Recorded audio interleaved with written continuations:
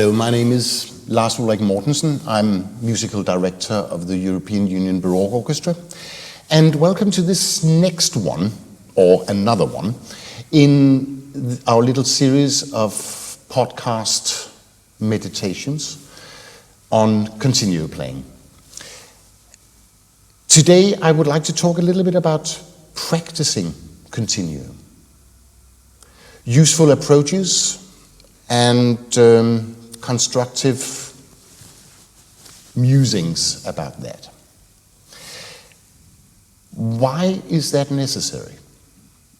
Well, in my experience, and I admit readily that I've now approached the advancing age of 61, and I've heard a lot of continuo players over the years, and it is very often my impression, I would love to be corrected, but it's very often my impression that the amount of work and practice that we harpsichord players dedicate to the continuo works, the continuo music that we play throughout our daily life, is probably not always, let's be kind, on the same frequency level as the way we practice our solo music. That for me is really a contradiction in terms, as 90% of the work of your average harpsichord player surely is not playing Scarlatti sonatas, but being engaged in continuo circumstances. So what could be important points of mentioning here? Well, of course, you need to, it goes without saying, that you need to practice the piece of music, the sonata, the concerto, whatever, the oratorio that you are tasked with. But it always seems to me that it's a much more creative approach to find a way of working with this, which does not necessarily have as its ultimate goal finding the way to play a given continuo part. It seems to me much more related to the whole function of continuo, that we should try and develop a range of possibilities between which we can then choose when we are in the actual situation. Let's face it, we never quite know how the soprano is going to sing that aria that we are going to play until we've actually heard her. And she may well be singing it, or the violin player might be playing his Veracini sonata in a different tempo, in a different character affect than we thought at home.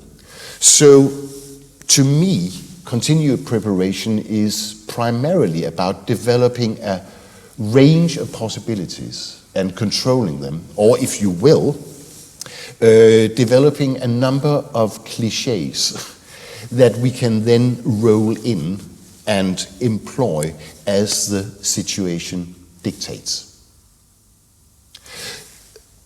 But surely, when we think about practicing, it's also about other things.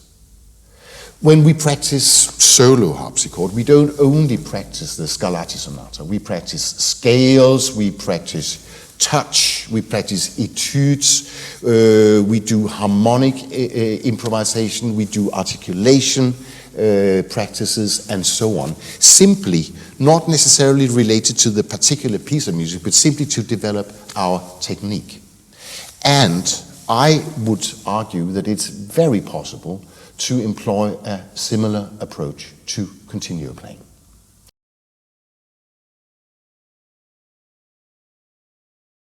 I'd like to talk a little bit today about how to practice continuo. And while every piece of music that we get faced with as harpsichord players is, of course, individual, there are various things in common. They have various things in common, no matter whether it's a sonata by Handel or a concerto by Vivaldi or an oratorio by Graun. And it seems to me, as a continuo player, that in order to free my imagination and my listening ability in the practical context, I need a lot of reflexes, elements in my playing which simply work without me having to spend too much concentration of them. So today I want to talk a little bit about harmonic control. How important it is to develop an understanding, of course, of the harmonic principles inherent in the music we talk about, namely music from the 17th and 18th century, and how to imply that in a practical context. And we'll probably all agree that no matter by whom the music is and what style and affect it is in, there are various harmonic elements of Baroque music which are always present. One is cadences, and the other one is sequences. And I personally have benefited a lot from, during my study time, practicing for hours in order to achieve an instinctive understanding of how to play a cadence, which note to use, voice leading, texture, and so on, in all keys. Example, the simplest thing on earth, a C major cadence. Tonic, subdominant, dominant, tonic. Now I can play it in this harmonization,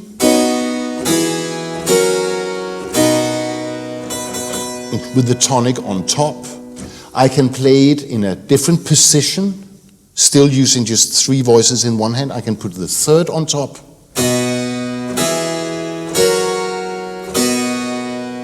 Or I can put the 5th on top.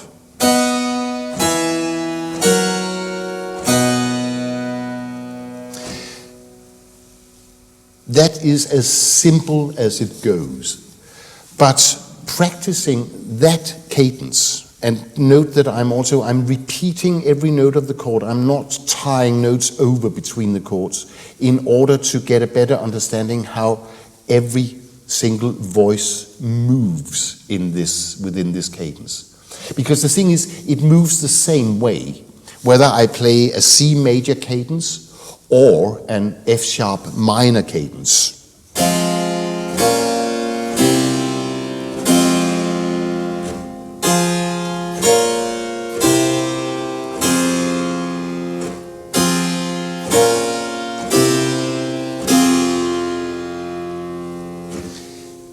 Then, of course, all these chords can also happen in slightly different guises. The subdominant, for instance, that one, the F major chord in a C major context, can also, instead of what we would figure as a 5-3, a normal triad, can also be a more complex chord, which we would figure 6-5. Adding the 6. We can also play it without having the 5th, but having the 6 instead. And we can even get more exotic and use the dissonance of a 7th on it.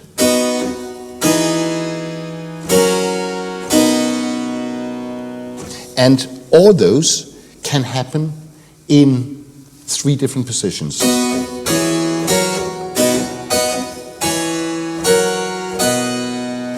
I can also treat the dominant in various ways. I could give it a dissonance, a 4-3 dissonance. I could play it, I could give it a double dissonance, figuring it 6-4, 5-3.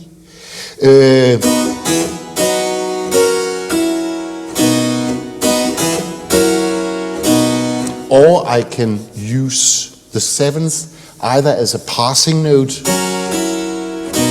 or bang on. Again, I can do that in the 3 different positions. And practicing cadences of different harmonic complexity. In all possible positions, there are only 3. In all keys, all of you can probably do all this in C major. But can you also do it in G sharp minor without thinking? My claim is that if you practice this, and if you really know what your voice leading is doing and how each individual voice is moving, and practice it in all keys, then you have freed 20% of your reading ability in the practical context, because you see, oh, that's an A minor cadence.